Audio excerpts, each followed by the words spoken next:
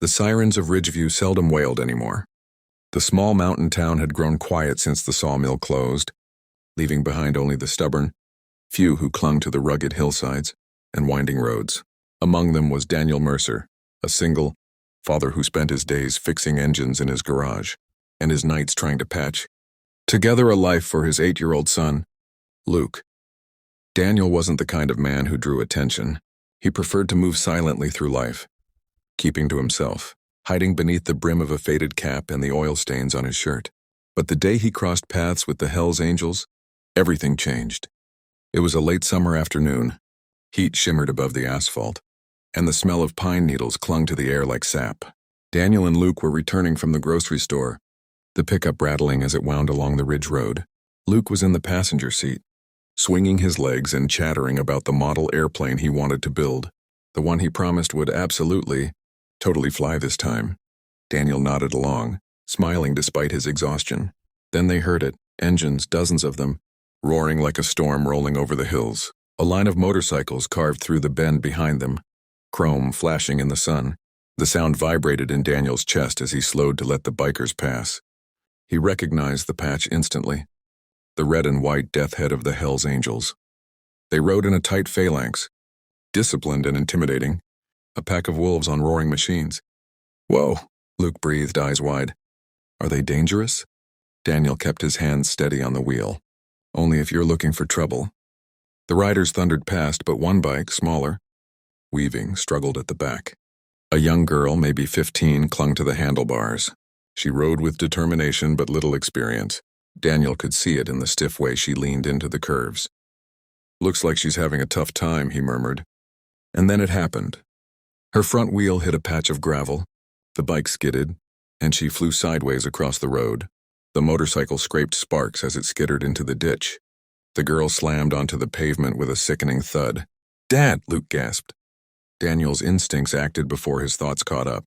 He pulled over, slapped on the hazard lights, and sprinted toward the crumpled body. The other bikers screeched to a halt, tires burning rubber as they turned back. The girl lay motionless, eyes half open, breath shallow. "Call 911.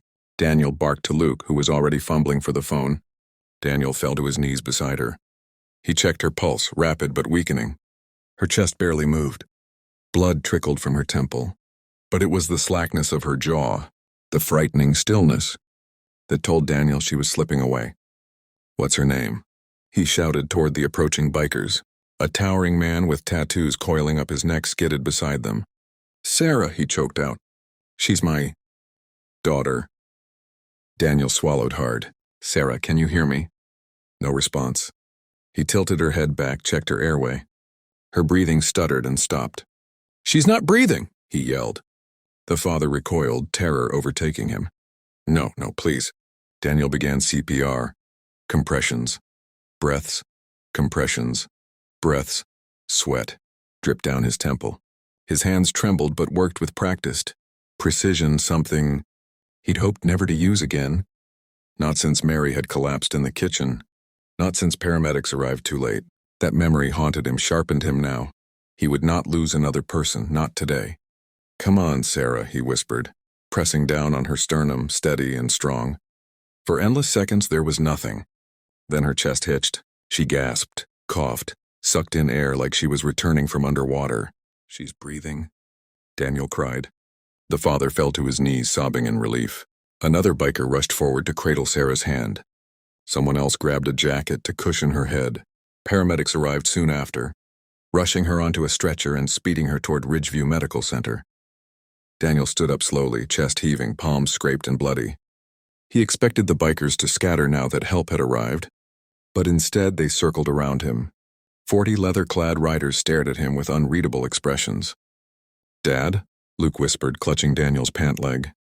The tattooed father stepped forward. His voice was rough gravel. "You saved my little girl."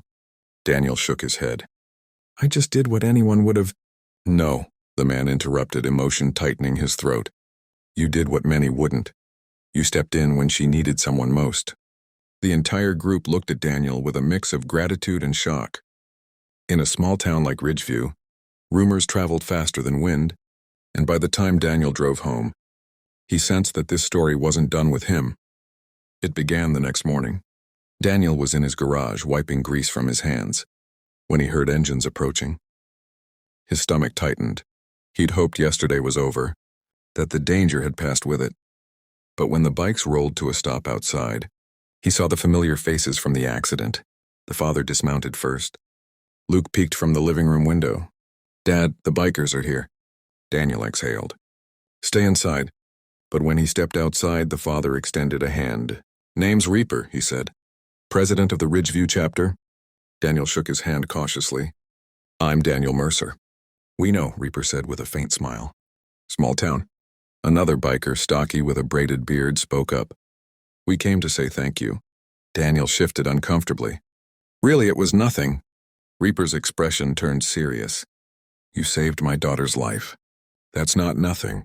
There was a weight behind his words, something unspoken. A promise, or perhaps a debt. "I just hope she'll be okay," Daniel said. "She's awake," Reaper replied, asking about the man who gave her breath back. Daniel felt relief wash over him. Reaper reached into his jacket and pulled out a folded patch. The red and white death head emblem gleamed in the sunlight. Danny's throat constricted. I can't wear that," he stammered. Reaper chuckled. "It's not for wearing. It's a sign of respect, a symbol of our thanks." Daniel accepted it awkwardly, unsure what to say. Then Reaper nodded toward the garage. "Looks like you could use some help around here." Daniel raised an eyebrow. "Help?" "We saw how hard you work. Single dad, small business, trying to keep things afloat." Reaper crossed his arms. "Let us repay you." Daniel looked at the row of bikes, their riders sharp-eyed, waiting. "You don't owe me anything." Reaper's voice softened. "You gave my daughter a second chance. Now let us give you one." Before Daniel could object, Luke burst out the front door. "Are you the biker guys?" "The ones with the cool motorcycles?" Reaper broke into a grin. "That's us." Daniel tried to usher Luke back inside, but Reaper crouched down to meet him. "Your dad's a hero, kid." Luke's eyes glowed with awe. "I told him that." Daniel rubbed his forehead. "Please don't put ideas in his head." The bikers laughed. From that moment, everything in Ridgeview shifted. The next day, a group of angels showed up to repair Daniel's garage roof without asking, without pausing for thanks. Another day, a few rode alongside Luke's school bus in the morning, engines rumbling like loyal guard dogs. Daniel didn't know how to feel. Grateful? Unnerved? Both? At the diner, townsfolk eyed him with raised brows and whispers. "That's Mercer. The bikers are protecting him. He's one of their own. Now, better not cross him." Daniel hated the attention, but Luke loved it. When the bikers roared by the school playground, Luke puffed out his chest like he belonged to some legendary clan. One afternoon, Daniel confronted Reaper outside the garage. "You've done a lot, too much. You don't have to keep helping us." Reaper leaned against his bike. "We're not helping out of obligation, Daniel. We're helping because you're a good man, and the world could use more men like you. But people are talking." Reaper shrugged. "Let them." Daniel frowned. "You're going to get me in trouble." A slow grin spread across Reaper's face. "Or keep you out of it." Over the next weeks, Daniel realized what he meant. One evening, while Daniel closed up shop, a man named Clay Walker stumbled into the garage. He was drunk, angry, and known around town for picking fights with anyone unlucky enough to cross him. When Clay saw Daniel, he sneered. "Heard you're pretty tight with those bikers now." Clay slurred. "Think you're better than us?" Daniel stayed calm. "I don't want any trouble, Clay." "Well, maybe trouble wants you." Clay grabbed Daniel's shirt. Before Daniel could react, engines roared outside. 3 Hell's Angels entered the garage like a storm. Clay froze. The largest of them, Ox, stepped forward. "Problem here?" Clay's face blanched. "No, sir. Just leaving." He bolted so fast he nearly tripped over himself. Ox turned to Daniel, his expression softening. "You okay?" Daniel sighed. "Yeah, thanks." Ox nodded. "Reaper told us to keep an eye on you." Daniel rubbed his temples. "That's what I'm afraid of." Despite his discomfort, the angel's presence slowly became a strange form of comfort. They never demanded anything from him. They never crossed boundaries. They never involved Daniel in their business. Instead, they simply appeared when needed, vanished when not.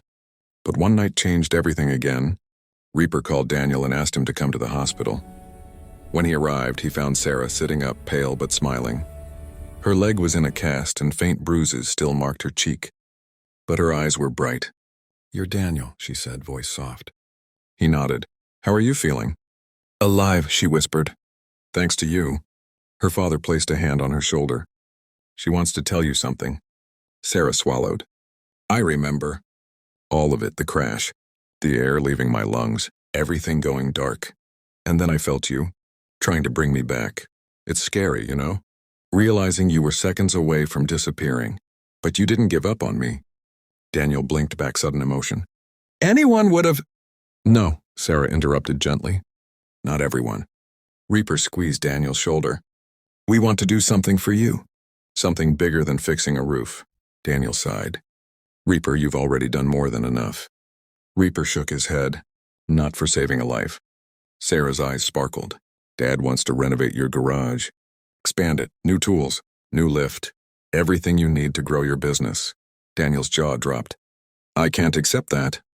Reaper gave a deep, slow nod. "You can, and you will. Because you've given us something we can never repay." Daniel tried to argue, but the angel president was immovable. Yet not everyone in town appreciated the new arrangement. Within days, Ridgeview buzzed with gossip. The sheriff, a stern man named Tom Bennett, paid Daniel a visit. "You need to distance yourself from that club," Bennett warned. "They're dangerous." Daniel crossed his arms. "They're good to me.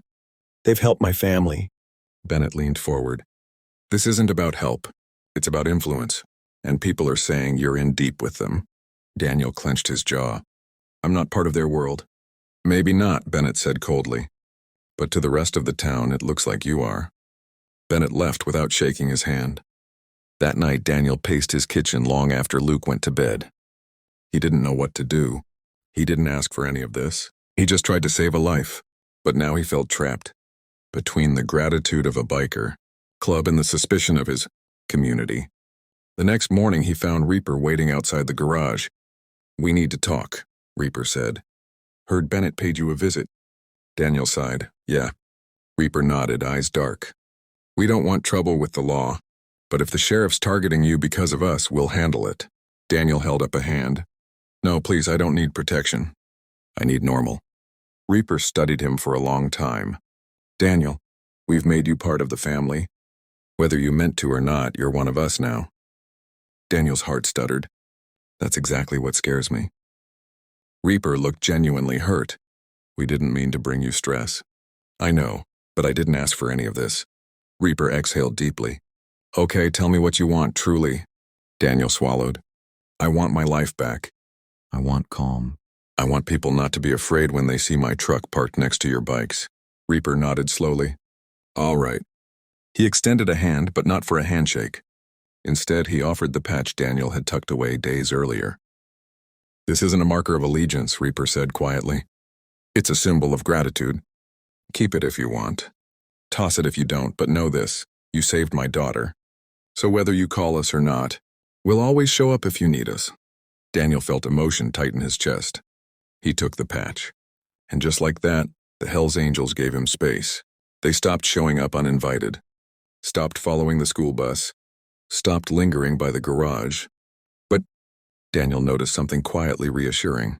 Whenever he drove home late at night, a single bike always appeared on the ridge road behind him, far back, keeping distance, keeping watch. Weeks passed, then months. Sarah recovered fully and often sent messages thanking Daniel for giving her the chance to experience life again. Reaper visited occasionally, but he always waited for Daniel to invite him in. The garage renovations continued, only when Daniel approved, and only at times that wouldn't draw attention. The town slowly relaxed. People began treating Daniel normally again. Even Sheriff Bennett lightened his tone.